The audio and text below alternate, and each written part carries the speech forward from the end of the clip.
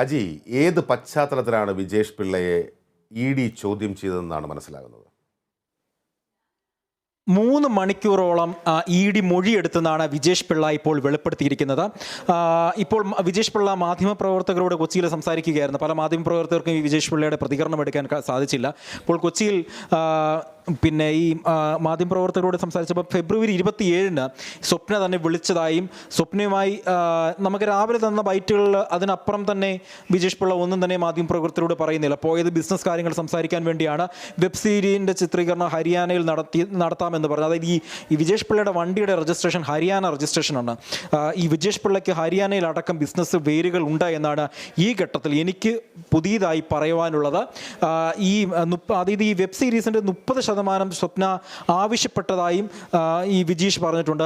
വിജീഷിൻ്റെ മൊഴി ഇന്നലെയാണ് ED രേഖപ്പെടുത്തിയത്. 3 മണിക്കൂറോളമാണ് ED വിജീഷിനെ ചോദ്യം ചെയ്തത്. ഇന്നലെ വൈകുന്നേരമായിരുന്നു ഈ ചോദ്യം ചെയ്യൽ എന്നും ഈ വിജീഷ് പിള്ള പറയുന്നുണ്ട്.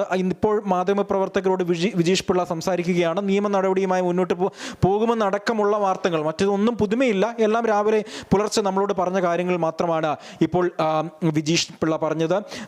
ഈ മാനനഷ്ടത്തിനെതിരെ സ്വപ്ന സുരേഷിനെതിരെ പരാതി കൊടുക്കുമെന്ന് രാവിലെ തന്നെ വെളിപ്പെടുത്തിയിരുന്നു. ഇപ്പോൾ അദ്ദേഹം കൊടുത്തു എന്ന് പറയുന്നു. ഏതായാലും ഈ ED മൊഴിയെടുത്തു എന്ന് പറയുമ്പോൾ ഏത് രീതിയിലാണ് മൊഴിയെടുത്തത് എന്നുള്ളത് വെളിപ്പെടുത്താൻ വിജീഷ് പിള്ള നിലവിൽ തയ്യാറായിട്ടില്ല. ഏത് കേസുമായി ബന്ധപ്പെട്ടാണ് എന്നുള്ളത് നിലവിൽ തയ്യാറായിട്ടില്ല എന്ന് വേണമെങ്കിൽ പറയാം. ഒരു പക്ഷേ നമുക്ക് മാറി ചിന്തിക്കേണ്ട വേറൊരു കാര്യമുണ്ട്. ഇന്നലെ രാവിലെ സ്വപ്ന സുരേഷ് രാവിലെ ഫേസ്ബുക്കിൽ പോസ്റ്റ് ഇടുകയാണ്. ഈ സ്വർണ്ണക്കടത്ത് കേസുമായി ബന്ധപ്പെട്ട ഒത്തുതീർപ്പ് അതും എന്നോട് എന്ന് പറഞ്ഞ് പോസ്റ്റ് ഇടുന്നു. വൈകുന്നേരമായപ്പോൾ ഒരു പക്ഷേ ഈ ED വിജേഷ് പിള്ളയെ ചോദ്യം ചെയ്യുന്നതായി ഒരുപക്ഷെ മനസ്സിലാക്കിക്കൊണ്ടാണോ സ്വപ്ന സുരേഷ് ഇത്തരത്തിലൊരു പോസ്റ്റ് ഇട്ടത് എന്നത് നമുക്ക് സംശയിക്കേണ്ടിയിരിക്കുന്നു.